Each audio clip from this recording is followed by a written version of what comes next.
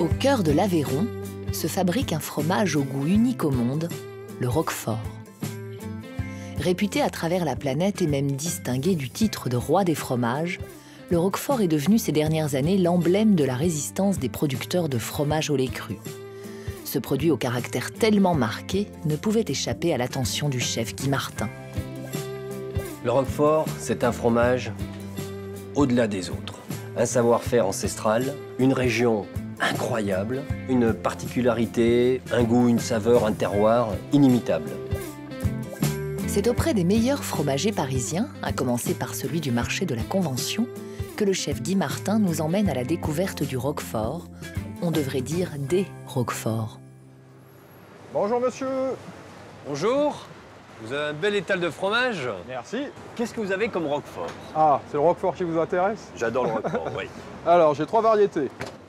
Oui. À dire en version traditionnelle. Après, on monte en catégorie sur les traditions familiales et artisanales. Et après, on a la Rolls-Royce.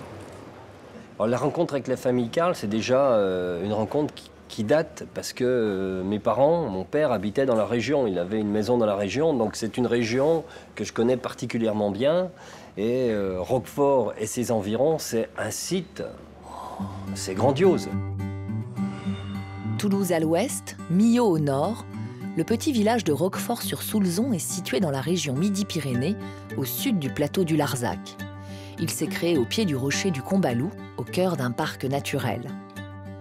Depuis des siècles, le village se consacre entièrement à la fabrication de son précieux fromage.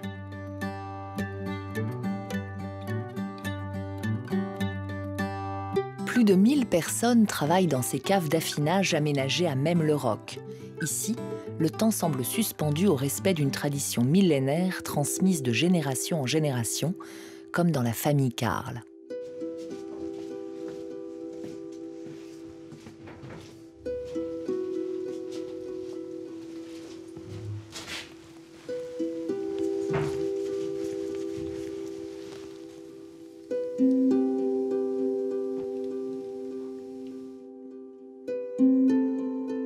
Avant d'obtenir ces pains de Roquefort, c'est d'abord dans les vallées aveyronnaises que le fromage trouve sa source. Alice Ricard élève des brebis depuis 40 ans, dont le lait sert exclusivement à la fabrication du Roquefort. Elles ont une tête assez fine, je trouve qu'elles sont très belles. Nous avons 500 brebis de race Laconne, puisque c'est la race qui va produire du lait pour la fabrication du Roquefort, et uniquement cette race-là. En fait, la spécificité de la race Laconne, c'est qu'elle produit du lait, hein. Elle a une bonne production laitière, mais elle est rustique également. C'est une race rustique.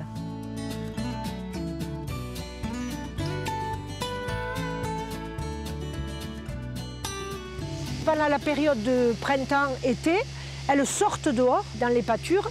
Et le soir, donc, quand elles rentrent, on leur donne un petit peu de foin, parce que manger que du verre, il faut aussi assécher un petit peu. Donc on leur donne un petit peu de foin avec du grain également. Donc vous voyez qu'elles sont bien nourries, nos brebis. Alors les brebis sont traites 2 fois par jour, matin et soir, pendant 7 ou 8 mois, hein, ça dépend. Nous ici sur l'exploitation, on a démarré la traite le 2 décembre et on arrêtera le 28 juillet, date à laquelle ferme notre laiterie. Il faut environ 12 litres de lait pour faire 1 tonne de Roquefort. En moyenne, une brebis de race Laconne donne entre 1,5 litre et 2 litres par jour. Ce n'est pas des vaches, hein. Voilà, parce que souvent, quand on compare, oh là, on dit, mais elles n'ont pas beaucoup de lait. Oui, mais à côté de ça, elles ont un lait très riche. C'est pour ça qu'on fait du Roquefort. Mais tous les Roqueforts ne se ressemblent pas, comme vont nous le faire découvrir le chef Guy Martin et le fromager Pierre Arnaud.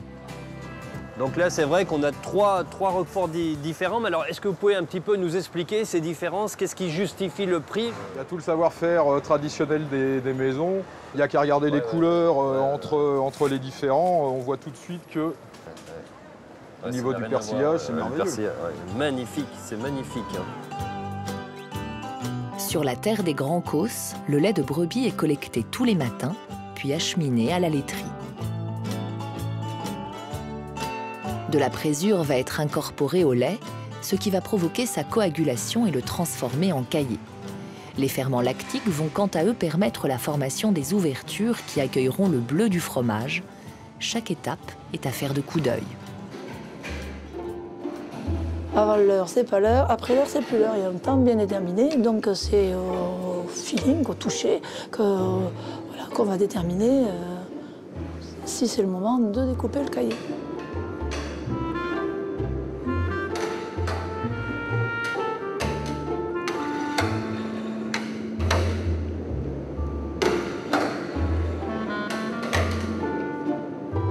Il faut une texture bien déterminée pour découper et après permettre le brassage dans de bonnes conditions.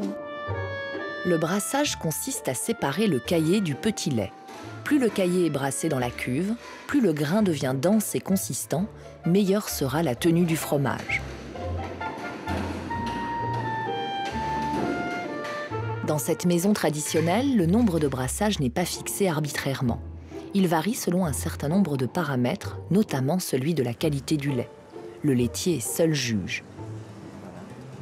L'équipe est suspendue à sa décision pour procéder à l'étape suivante, la mise en moule. Après consultation de son chef d'équipe, Delphine donne le top départ.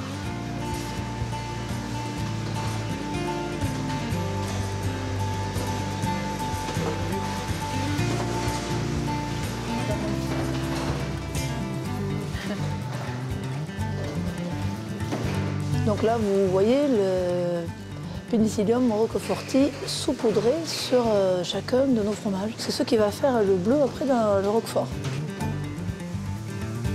Les fromages en moule sont ensuite conduits vers une salle d'égouttage où ils subissent un premier retournement. À la fin de la journée, ces tables accueilleront 400 roqueforts en devenir. Ils auront nécessité 5500 litres de lait. Puis, pendant 3 jours, les fromages vont être retournés à la main 3 fois par jour. Ce délai permet l'égouttage, étape indispensable à la formation des trous où se développera le fameux Penicillium roqueforti.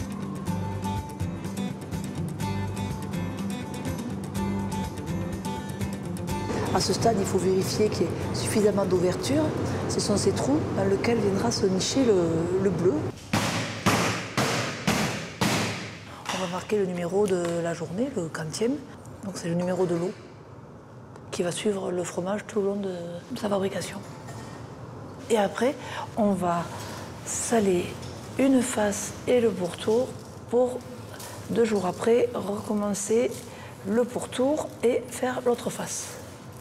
On va le laisser là 1 semaine à peu près. Et après, mise en caisse et direction Roquefort. C'est vrai que la famille Carle a un soin tout particulier à la qualité du lait. Donc ça veut dire les troupeaux maîtrisés, ils savent exactement à quel paysan ils vont acheter leur lait. Et ensuite, tout l'acheminement de cette fabrication avec le secret de recette du grand-père.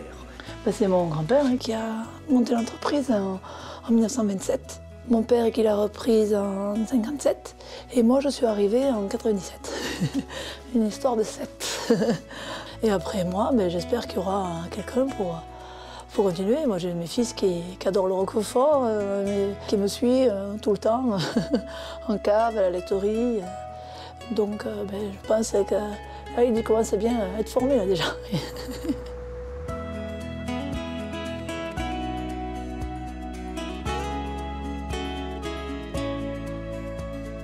J'ai toujours été impressionné par ces caves, ces fleurines avec ces puits de lumière qui permettent une hygrométrie, qui permettent un brassage d'air, qui permettent à ces caves à plusieurs niveaux. On peut trouver 5, 6, voire 10 niveaux dans les caves. Je connaissais surtout les caves de Savoie, les caves traditionnelles du Beaufort. Et là, j'arrivais dans un autre univers, j'arrivais dans un autre monde. Ces caves qui sont taillées dans la roche. Et je dirais, l'intelligence des gens de la région, c'est d'avoir utilisé ces caves naturelles pour faire leur fromage. La légende du Roquefort commence au pied du rocher du Combalou, au cœur du parc des Grands Causses. Il y a 200 millions d'années, la bordure du plateau s'est effondrée. De cet éboulement sont apparues des caves. Elles ont attiré les hommes qui ont bâti le village de Roquefort. Je vais me voir obligée de vous raconter la légende du berger qui, un jour, pour aller compter Fleurette à la bergère, qu'il apercevait au loin, a laissé sa besace avec son pain et son morceau de cahier, quotidien d'ailleurs, dans sa besace. Et quand il a fini par se rappeler qu'il avait laissé sa besace au fond de la grotte, il l'a récupérée et là, la magie avait opéré et il avait une tartine remplie de bleu. Et de là est né le Roquefort.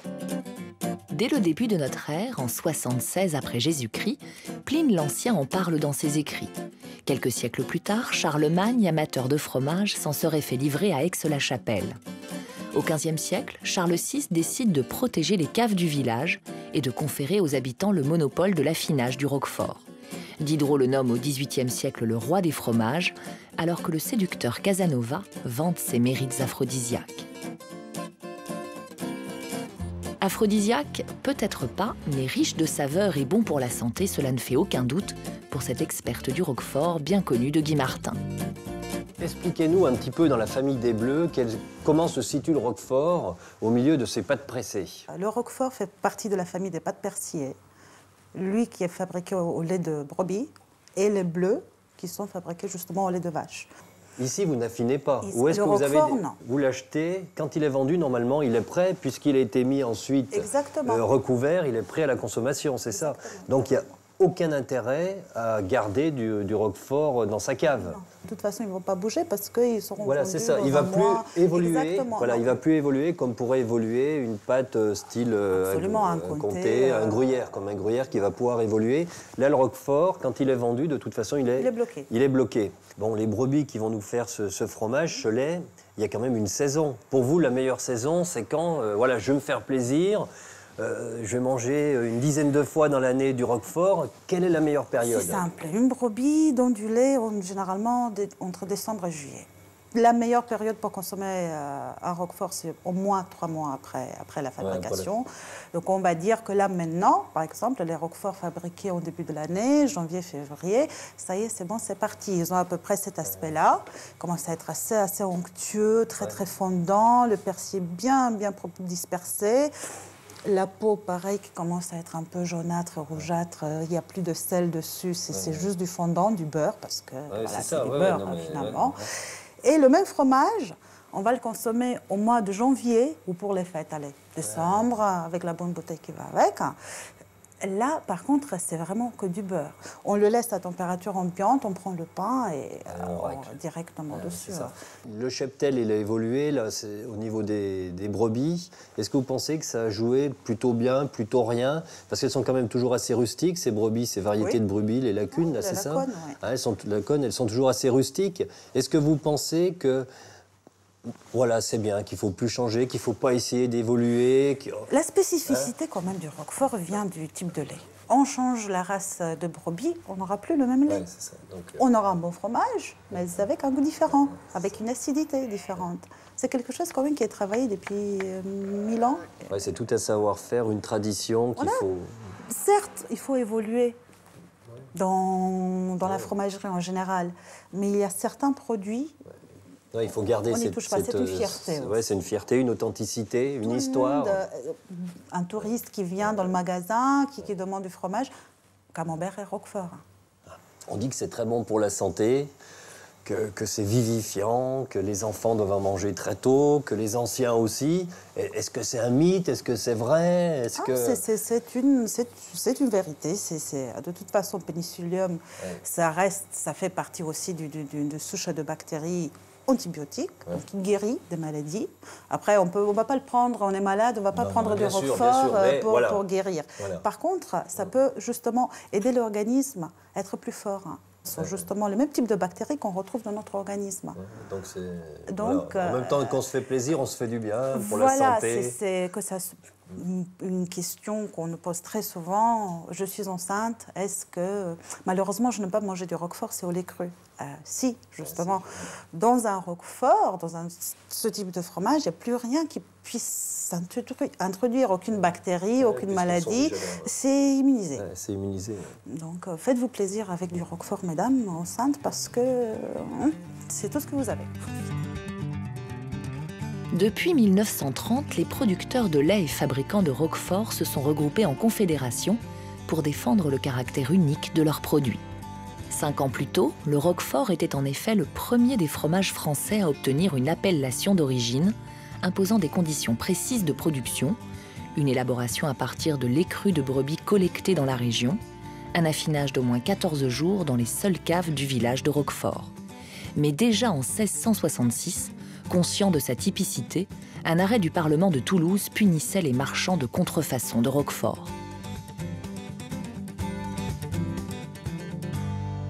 Le roquefort est un des poumons économiques du Sud-Aveyron. Il se produit autour de 18 000 tonnes de roquefort. 15 000 tonnes sont vendues en France et 3 000 tonnes à l'étranger. Et sur les 15 000 tonnes, il y en a environ 12 000 qui sont vendus dans la grande distribution et 3 000 dans le circuit traditionnel, crémier et grossiste ou marchés locaux. Alors la production de roquefort, malheureusement, stagne depuis une vingtaine d'années. Voire depuis 3 ans, régresse légèrement. Il s'en achète qu'une famille moyenne, elle en achète 2 fois par an. Parce que je pense que c'est un produit qui est relativement cher, dans la mesure où le lait de brebis est beaucoup plus difficile à produire que le lait de vache. Donc vous arrivez à un produit au départ qui est plus cher. Bon, on peut en manger en dehors de Noël et de Pâques. Hein. À Roquefort, on compte 7 fabricants du précieux fromage, mais leurs volumes de production n'ont rien à voir les uns avec les autres. À peine 1% pour la famille Carle, 60% pour les Roquefort Société. La société date de 1842, donc en 1842, il y a eu un regroupement d'une grosse partie des affineurs de Roquefort. Donc du coup, ils se sont regroupés pour créer la société, la société des caves. Mais c'est pour ça que, si vous voulez, qu'on a une grosse partie du village et des caves. Puisqu'après, dans les années qui ont suivi, les patrons de société ont racheté les caves qui se libéraient. Et donc, du coup, la société des caves donc, est en possession de 70% des caves de Roquefort. Après, les autres industriels en ont une, 2. Après, en fonction de chaque industriel.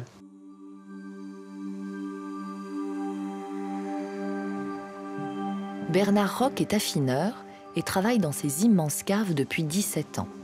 La rotation des fromages y est industrielle. 25 000 roqueforts en sortent chaque jour.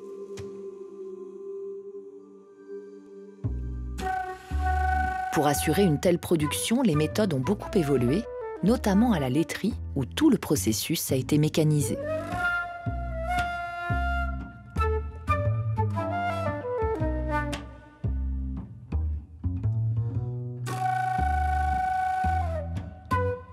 Le Pénicillium roqueforti, ici sous forme liquide, est élaboré et fabriqué dans un laboratoire.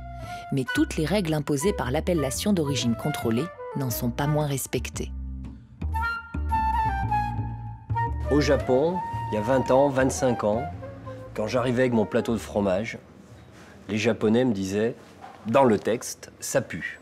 Et aujourd'hui, je suis effaré de voir les sublimes plateaux de fromage que je trouve à Tokyo, Osaka, dans tout le Japon. Des reblochons, du roquefort, des fromages qui ont des personnalités, de l'époisse, et ils adorent. Donc ça veut dire qu'il faut que le temps se fasse pour accepter les produits qui ont du caractère, qui ont une personnalité.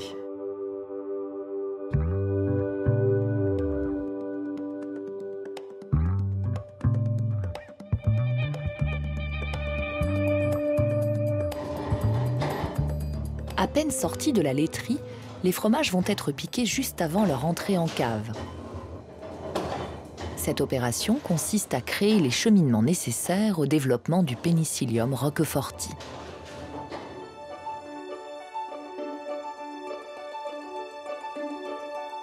Après le piquage, nous posons les fromages sur ces planches qui sont en chêne.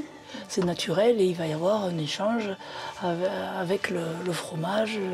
Et d'ailleurs, on va avoir un petit goût boisé.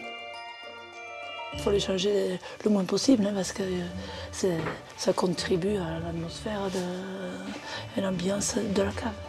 La cave présente aussi une hygrométrie parfaite grâce à la présence de failles naturelles dans la roche. On les appelle les fleurines.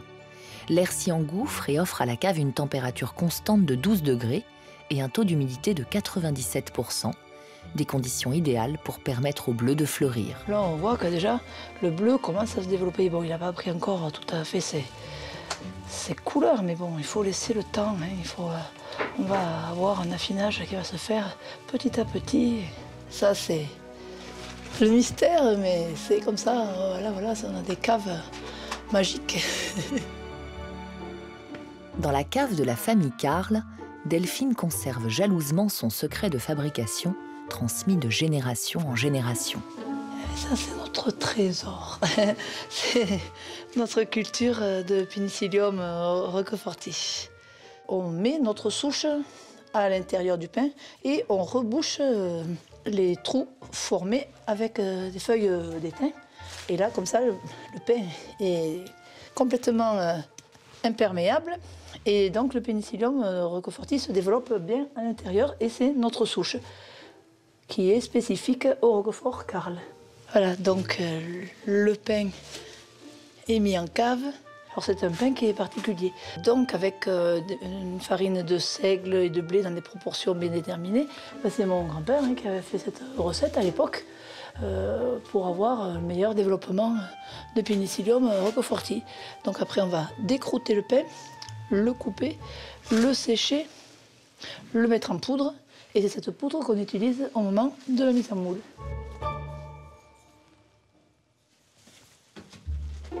L'ultime étape de la fabrication du roquefort s'appelle le plombage. Il s'agit de stopper la progression du pénicillium quand le fromage a atteint une maturité satisfaisante, en général au bout d'une vingtaine de jours en cave.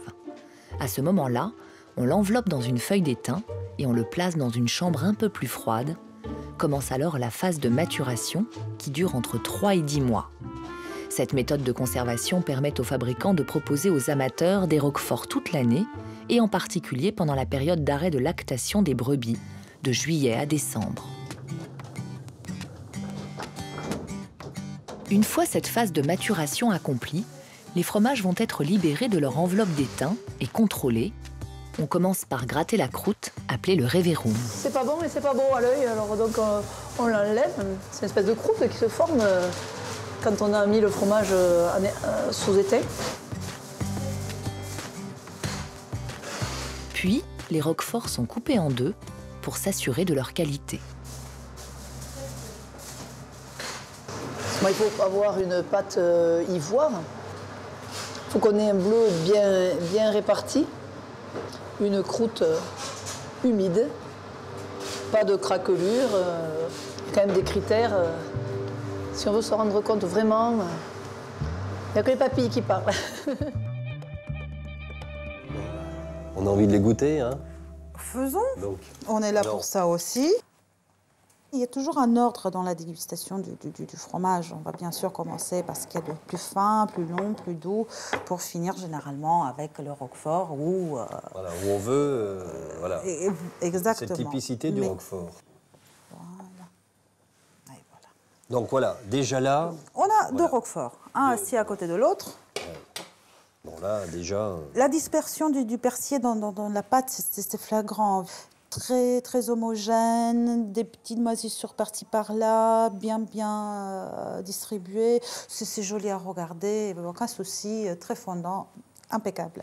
Là, déjà, ça fait beaucoup plus penser à un produit brut, à un produit vraiment, justement, pénicilline, artisanal, qui explose par-ci par-là, qui se regroupe dans un coin, qui part ailleurs. Ce sont des dessins. De toute façon, les pâtes persillées, c'est magnifique déjà à regarder.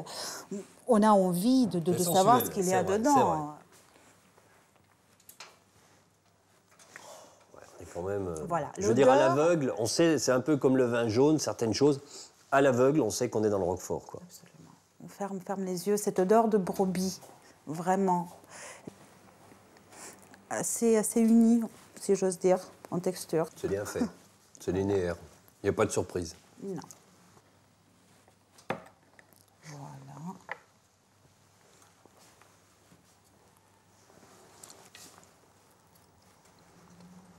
Ah, rien à voir. Voilà. C'est un autre voyage. Absolument. Pour ceux qui aiment bien le sucré salé, Ouais, je les conseille d'aller sur une pâte de coin, sur une poire fraîche coupée en lamelles.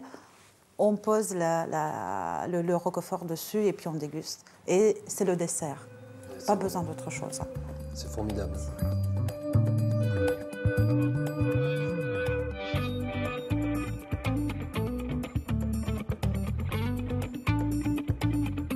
Roquefort, c'est tout petit. À l'échelle nationale, c'est tout petit. Au niveau mondial, mais un fromage sublime. J'ai écrit un livre sur les fromages. Je n'ai jamais trouvé un fromage qui a le goût du Roquefort. C'est inimitable.